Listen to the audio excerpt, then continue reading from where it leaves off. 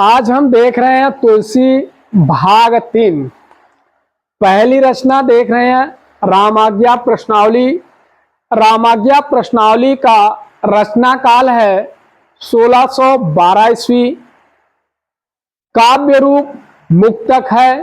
भाषा रामाज्ञा प्रश्नावली की क्या है? अवधि है।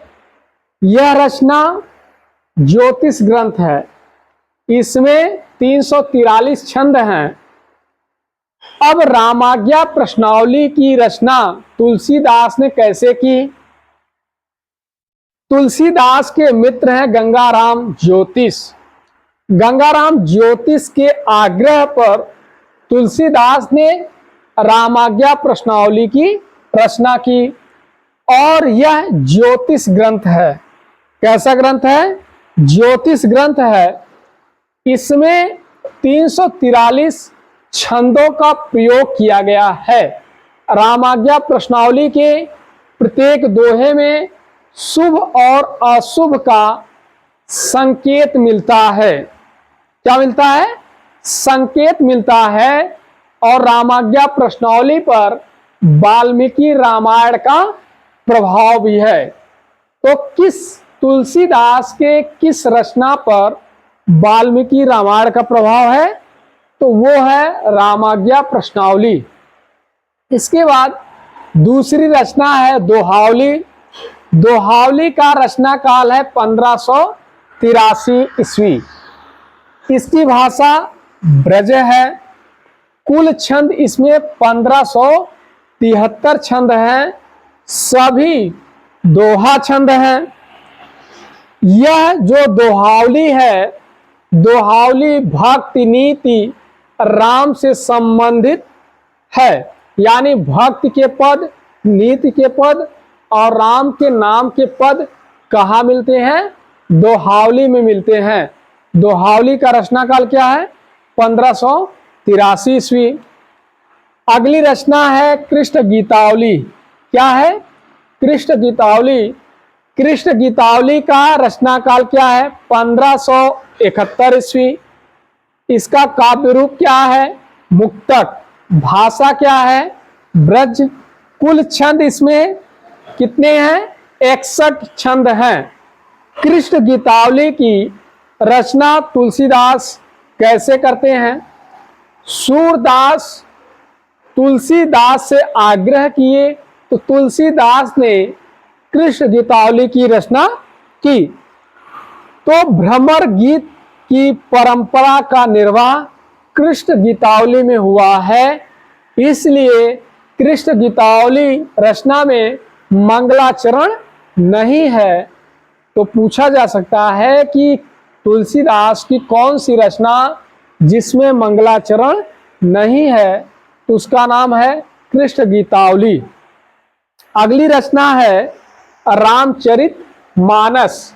क्या है? रामचरितमानस। रामचरितमानस अगर हम पहले देख लें कि जो रामचरितमानस है वह कब लिखा गया? तो रामचरितमानस 1574 ईस्वी में लिखा गया है और इसकी भाषा ग्रामीण अवधि है। कैसी है? ग्रामीण अवधि है। इसमें कुल छंद कितने हैं? ये भी पूछा जा सकता है। और ये भी पूछा जा सकता है कि रामचरितमानस की रचना में लगा समय कितना है? तो अगली रचना हम देख रहे हैं रामचरितमानस। क्या देख रहे हैं? रामचरितमानस। रामचरितमानस का रचना काल क्या है? तो रामचरितमानस का रचना काल है 1574। क्या है? 1574 ईस्वी। और रामचरितमानस के संबंध में दोहा मिलता है कि संबत 1631 करो कथा हरिपद धरी सीसा नौवीं तिथि भौमार मधुमासा अवधपुरी यह चरित प्रकाशा। अब रचना में लगा समय, तो रामचरितमानस में कितना समय लगा? तो रचना में लगा समय कितना है? 2 वर्ष 7 माह 26 दिन। कितना समय लगा?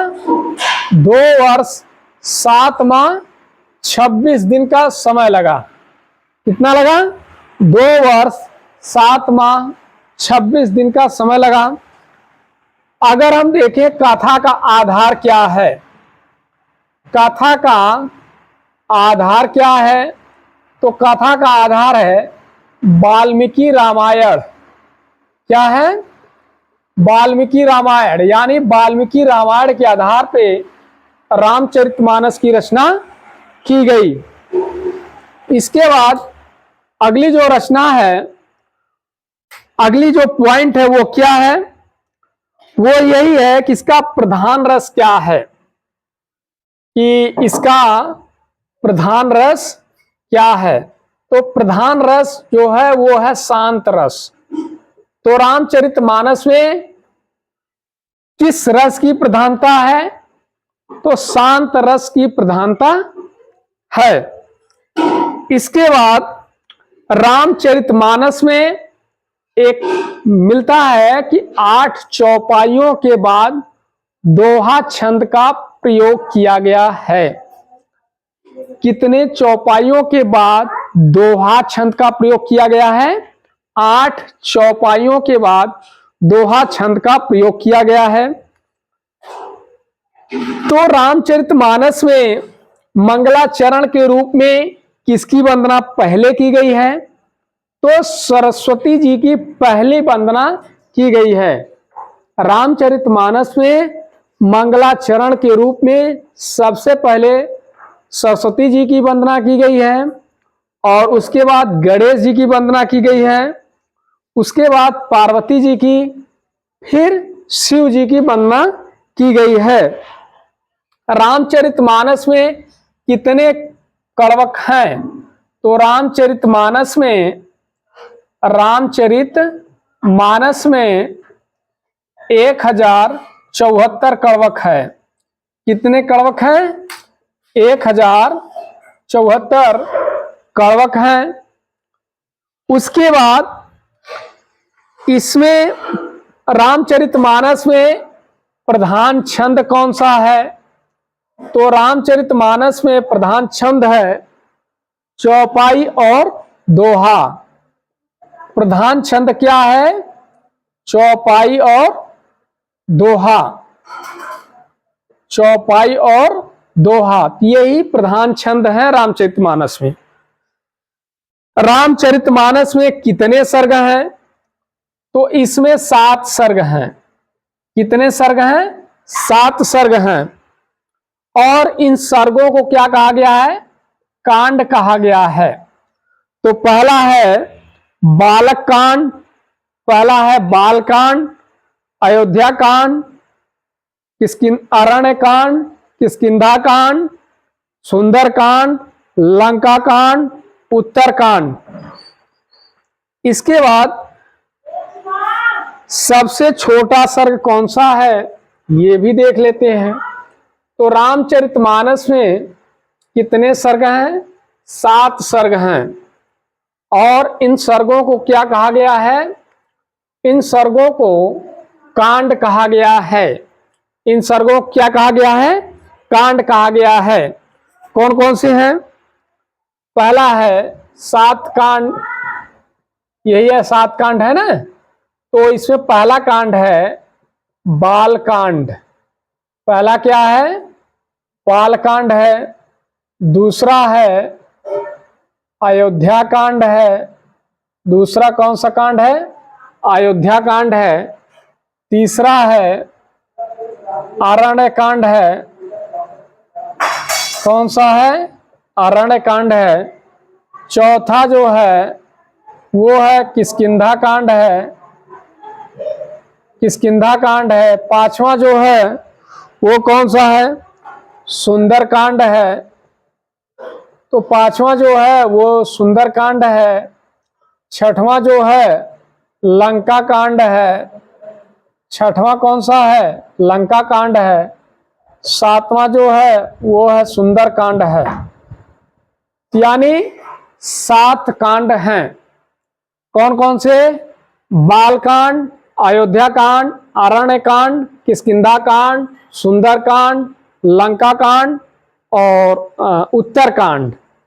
सातवां कौन सा है? उत्तर कांड है। सातवां कौन सा है? उत्तर कांड है। अब रामचरितमानस में सबसे छोटा कांड कौन सा है? तो रामचरितमानस में सबसे छोटा कांड है सबसे छोटा कांड किष्किंधा है। तो ये जो किष्किंधा है ये सबसे छोटा कांड है। कैसा है? सबसे छोटा कांड। और सबसे बड़ा कांड ये है, बाल कांड है। तो सबसे बड़ा कांड कौन सा है? बाल कांड है। सबसे छोटा कांड कौन सा है? किष्किंधा कांड है। रामचरितमानस का हृदय स्थल कौन सा है? तो रामचरितमानस का हृदय स्थल जो है वो है अयोध्या। अयोध्या कांड है। रामचरितमानस का हृदय स्थल कौन सा है? वो है अयोध्या है। और धार्मिक दृष्टि से महत्वपूर्ण कौन सा कांड है? तो धार्मिक दृष्टि से महत्वपूर्ण कांड है सुंदर कांड। इसके बाद कलयुग वर्णन और राम राज्य की कल्पना किस कांड में की गई है?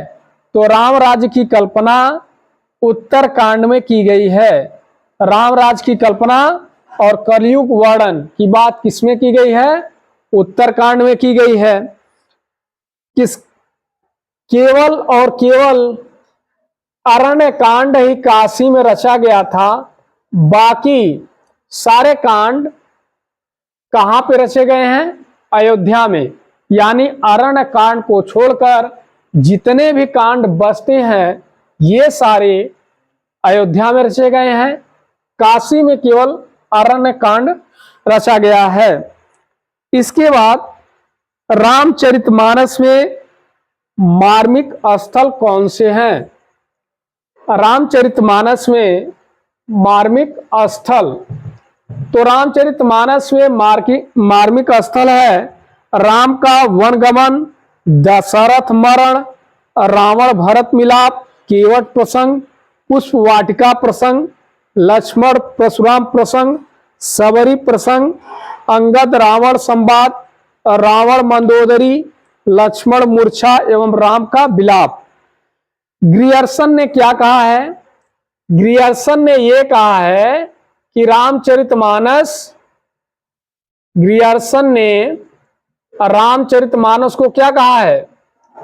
ग्रियर्सन ने रामचरितमानस को उत्तरी भारत की बाइबिल कहा है।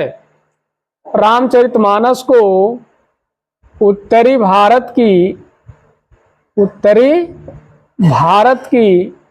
बाइबिल कहा है। तो उत्तरी भारत की बाइबिल किसने कहा है? उत्तरी भारत की बाइबिल रामचरितमानस को ग्रियर्सन ने कहा है। किसने कहा है? ग्रियर्सन ने कहा है। इसके बाद रामचरितमानस के बारे में रहीमदास ने लिखा है। तो रहीमदास ने क्या लिखा है रामचरितमानस के बारे में? तो रहीमदास ने लिखा है रामचरितमानस विमल संतन जीवन प्राण। रामचरितमानस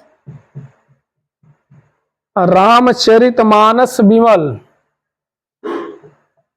रामचरितमानस विमल संतन जीवन प्राण, संतन जीवन प्राण। रामचरितमानस विमल संतन जीवन प्राण, संत जन जीवन प्राण।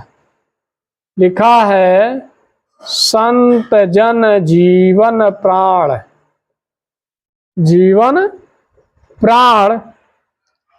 आगे लिखते हैं हिंदुओं को वेद वान को वेद सम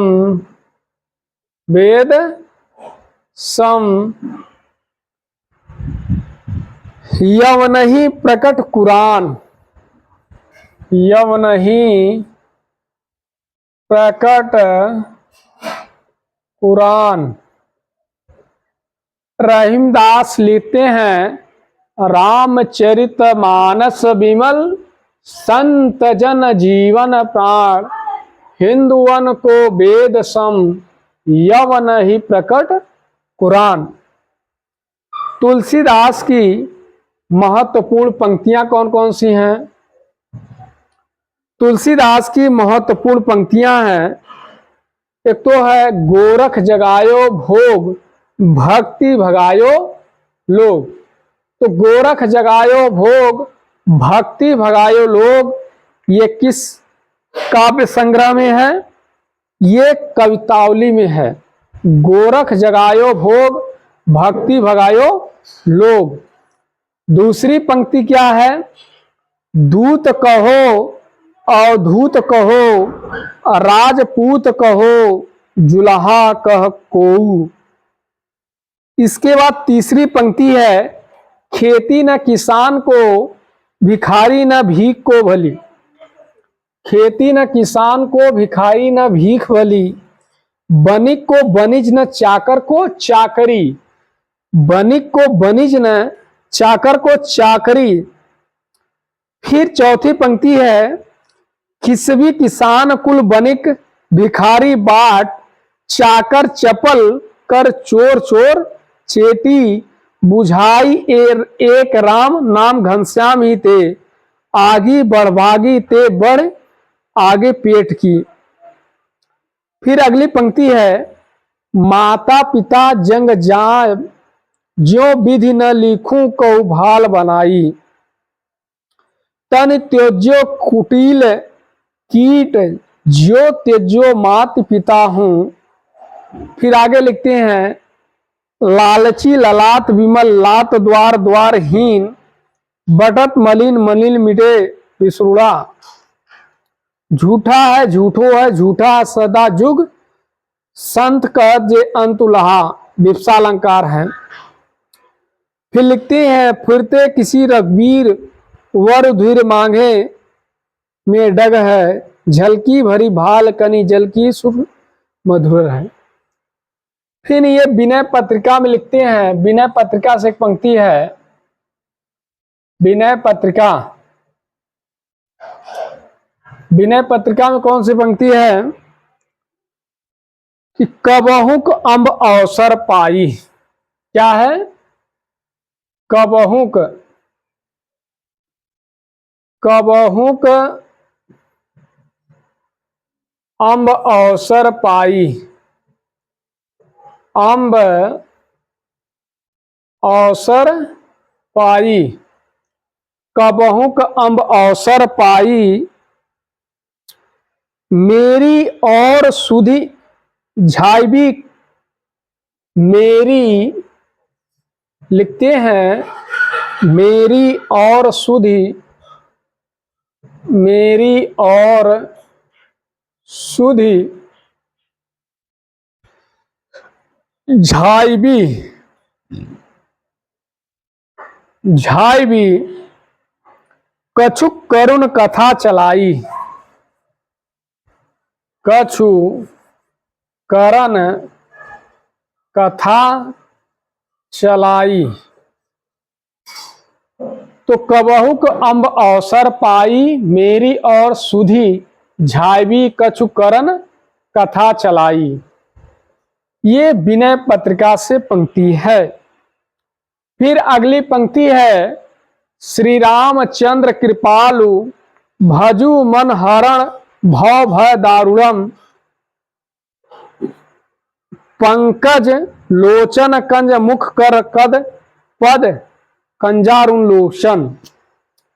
तीसरी पंक्ति आती है जाके प्रिय न राम वैदेही, जाके प्रिय न राम वैदेही, तजिए तिन्हें कोटि बैरी सम जदपि सनेही। अगली पंक्ति है, अब लो नशानी अब न नसह्यो, राम कृपा भव निशा सिरानी, जागृत पुनि न डसह्यो। अगली पंक्ति है, केशव कहि न जाहि का कहिए, देखत तो रचना विचित्र अति मन ही मन रहिए। ऐसे को उदार जग माही, बिन सेवा जो द्रवय दिन पर राम सरिस कोई नाही। सुन सीतापति शील सुभाहु, लाभ कहाँ मानुष तन पाए, कबहु कहो मैं रहनी रहोगो। दोहावली से अगली पंक्ति है। दोहावली से कौन सी पंक्ति है? ही निर्गुण नयन ही सगुन, रासना राम सुनाम, एक भरोसो एक बल एक आस विश्वास, राम नाम घनश्याम हित जातक तुलसी दास।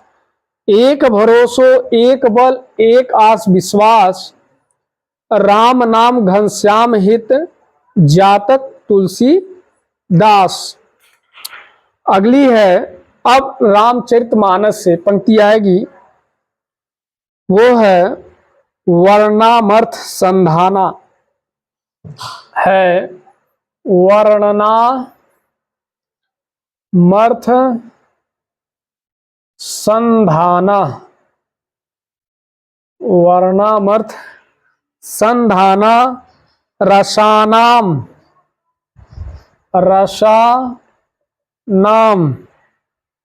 छंद सामयी, छंद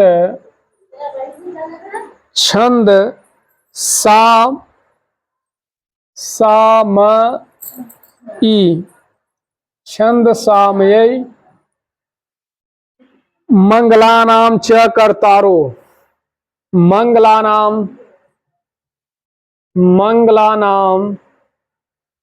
च कर्तारो, मंगलानाम च कर्तारो, बंदे वाड़ी विनायको, बंदे वाड़ी विनायको। तो वर्णमार्थ संधानम रसानाम छंद सामयी मंगलानाम च कर्तारो बंदे वाड़ी विनायको। ये किसमें है? रामचरितमानस में है। मंगलाचरण के रूप में किसकी वंदना की गई है?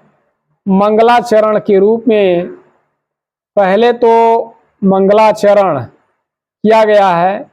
पहले कौन? सरस्वती जी का। किसका करते हैं? सरस्वती जी का। उसके बाद गणेश जी का करते हैं। क्या करते हैं? मंगलाचरण क्या है? वर्णामर्थ संधानाम रसानाम छंद सामयी मंगलानाम च कर्तारो बंदे वाड़ी विनायको। इसके बाद एक और पंक्ति मिलती है, स्वांत सुखाय तुलसी रघुनाथ गाथा। मिलती है, क्या है? अगली पंक्ति है, स्वांत सुखाय तुलसी रघुनाथ गाथा। स्वांत सुखाय तुलसी रघुनाथ गाथा। तुलसी रघुनाथ गाथा भाषा निबंध मति, भाषा निबंध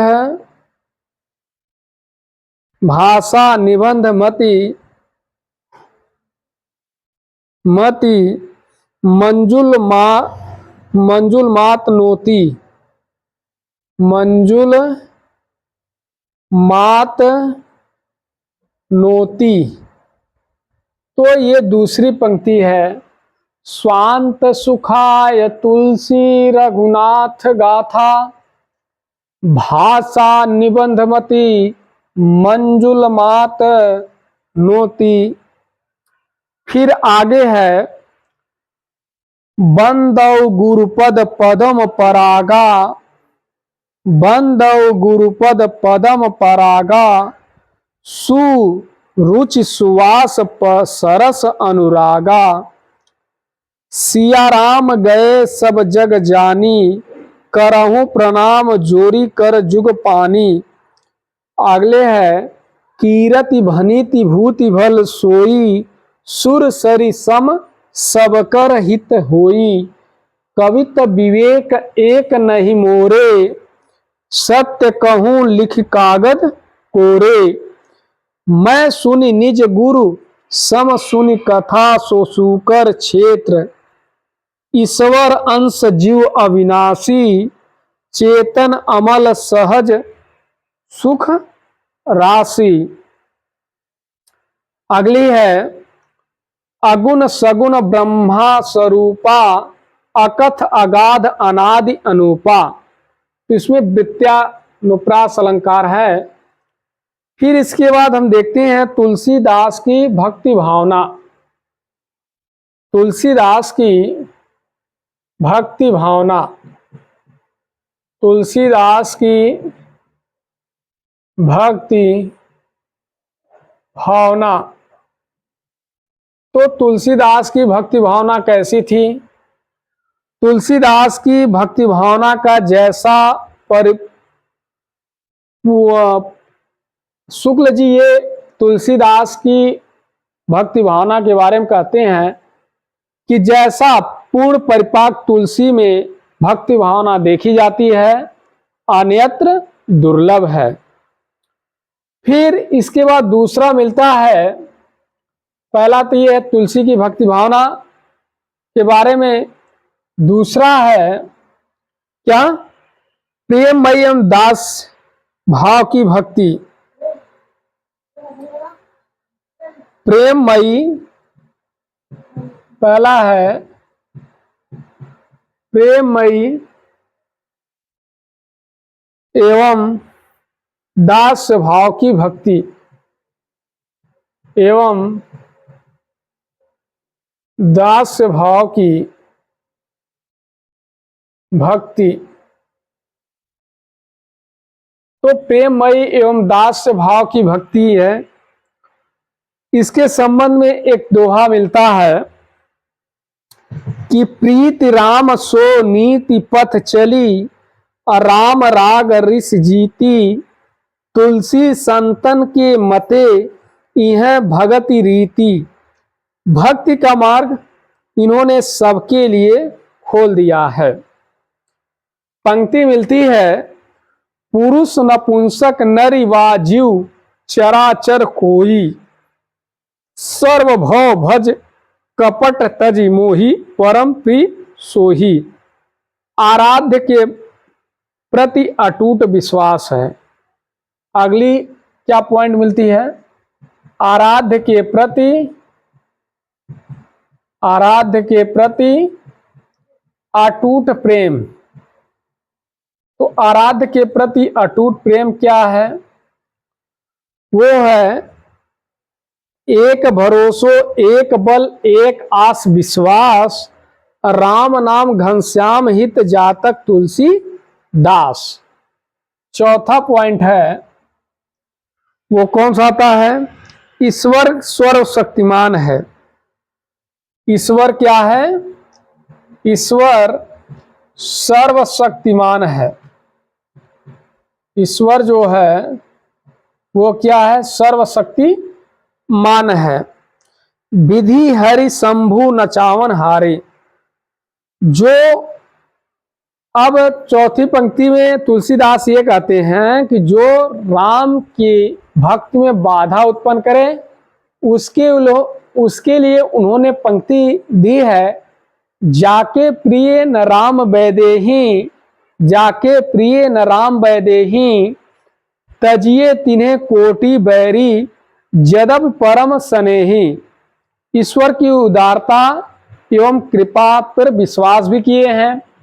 तो ईश्वर की कृपा एवं उदारता के बारे में क्या लिखते हैं? ऐसे को उदार जग माही, बिनु सेवा जो द्रवय दीन पर राम सरिस को नाही। तुलसीदास समन्वयवादी भी हैं। तुलसीदास क्या हैं? समन्वयवादी कवि हैं। देववाणी संस्कृति और लोक भाषा में उन्होंने समन्वय स्थापित किया है। राजा और प्रजा में भी समन्वय स्थापित किया है। गृहस्थ एवं वैराग्य में भी समन्वय स्थापित करते हैं। उच्च वर्ग और निम्न वर्ग के बीच भी ये क्या करते हैं? समन्वय स्थापित करते हैं। जहां पे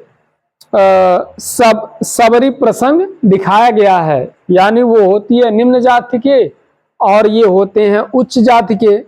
तो इस तरीके से उच्च वर्ग एवं निम्न वर्ग के बीच समन्वय स्थापित कौन करते हैं? तुलसीदास जी करते हैं। तुलसीदास जी की एक और विशेषता है कि तुलसीदास विशिष्टाद्वैतवाद का समर्थन करते हैं। तुलसीदास किसका समर्थन करते हैं? विशिष्टाद्वैतवाद का समर्थन करते हैं। किसका समर्थन करते हैं? विशिष्टाद्वैतवाद का समर्थन करते हैं। ये राम राज्य की कल्पना भी किए हैं। किसकी कल्पना किए हैं? राम राज्य की कल्पना किए हैं कि दैहिक देवी भौतिक तापा, राम राज कहूं नहीं व्यापा। आदर्शों की स्थापना पे भी इन्होंने बल दिया है। अब तुलसी के संबंध में रामचरितमानस का मत, तुलसी के संबंध में रामचंद्र शुक्ल ने अपना क्या मत प्रकट किया है? तो तुलसीदास के संबंध में शुक्ल जी का एक मत है। शुक्ल जी क्या कहते हैं? शुक्ल जी कहते हैं कि यद्यपि स्वामी रामानंद जी की शिष्य परंपरा के द्वारा देश के बड़े बड़े भाग में राम भक्ति का प्रचार हो रहा था, हाँ, और लोग फुटकल पदों में राम की महिमा गा रहे थे, पर हिंदी के क्षेत्र में इस भक्ति का परम उज्जवल प्रकाश किसी ने किया है, वो तुलसीदास ने ही किया है।